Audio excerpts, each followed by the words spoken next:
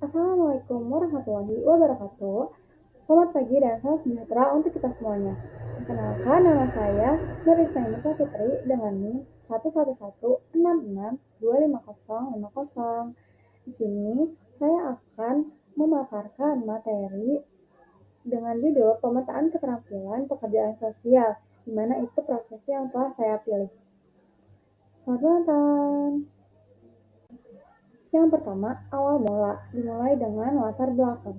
Latar belakang pekerja sosial adalah profesi yang berfokus untuk membantu individu, keluarga, dan komunitas untuk meningkatkan kualitas hidup mereka dan mengatasi masalah sosial yang mereka hadapi.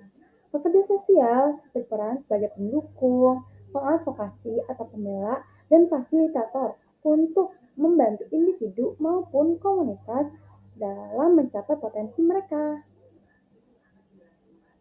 Selanjutnya, tantangan di masa depan yang akan dihadapi oleh pekerja sosial. Yang pertama ada masalah sosial yang semakin kompleks. Itu bisa dari kemiskinan, kekerasan, kesehatan mental yang makin beragam dan saling keterkaitan. Lalu yang kedua ada kebijakan sosial. Ini bisa dari program atau kebijakan pemerintah yang berubah-ubah nantinya. Dan juga dapat mempengaruhi nanti pekerja sosial ini dalam bekerja. Lalu ada tekanan profesional dan etika. Ini bisa menambah beban, rasa kerja semakin berat, risiko, rasa burnout, dan dilema bagaimana kita beretika kepada masyarakat ataupun individu yang nantinya sebagai klien kita. Lalu masuk ke materi pelatihan yaitu reskilling. Nah, ini bisa melalui kemampuan menganalisis kasus. Tentunya kita harus menganalisis kasus apa yang akan kita hadapi dan akan kita selesaikan. Lalu ada kemampuan advokasi atau membela. Kita harus mengerti apa yang mau dibela dan bagaimana pembelaan itu. Dan kemampuan dalam penggunaan teori serta model praktiknya. Jadi, karena kita sudah mengerti teori-teori apa aja yang udah kita pelajari, nah kita harus benar dalam mengeksekusikannya dalam praktiknya. Lalu rasa empati dan komunikasi yang efektif, literasi digital, dan e-learning tools. Nah, dari skill yang udah kita punya, kita harus kembangin. Nah, bisa lewat konseling lanjutan. Terus bisa dengan belajar teknik baru dan manajemen kasus atau intervensi krisis. Dan meningkatkan kemampuan komunikasi lintas budaya. Jadi harus mempelajari bahasa asing agar kita mudah dalam menghadapi berbagai klien nanti yang dari luar atau masalah-masalah internasional dan literasi digital. Selanjutnya, inovasi melalui ide. Yang pertama itu kelas lapangan.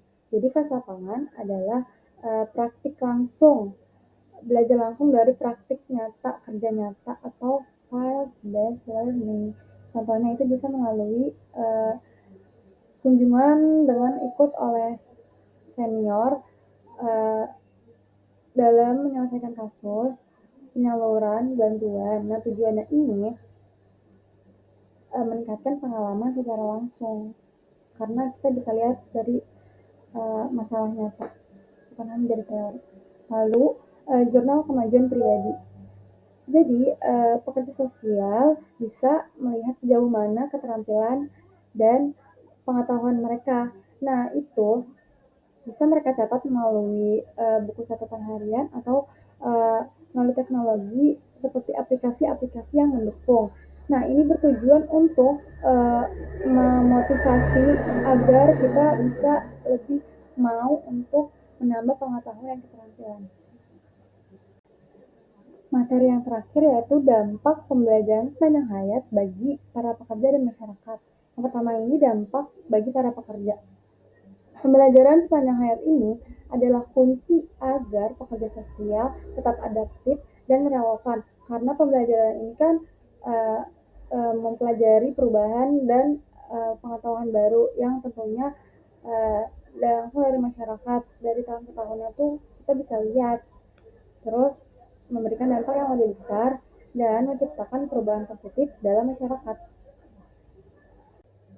Selanjutnya ada dampak bagi masyarakat. Yang pertama, masyarakat jadi merasakan pelayanan yang lebih baik dari pekerja sosial melalui pendampingan yang lebih tepat, cepat, dan lebih manusiawi.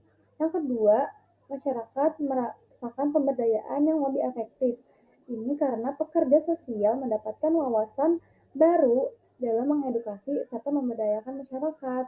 Lalu yang terakhir ada pelindungan hak yang lebih kuat. Pekerja sosial jadi bisa tahu hukum dan pasal-pasal ataupun nantinya untuk membela uh, hak dan kewenangan bagi komunitas ataupun individu yang akan menjadi klien nanti. Alhamdulillahirrahmanirrahim, telah selesai penyampaian dan pemaparan materi untuk memenuhi tugas. Semoga apa yang saya sampaikan dapat dimengerti. Dari saya cukup sekian, kurang lebihnya mohon maaf.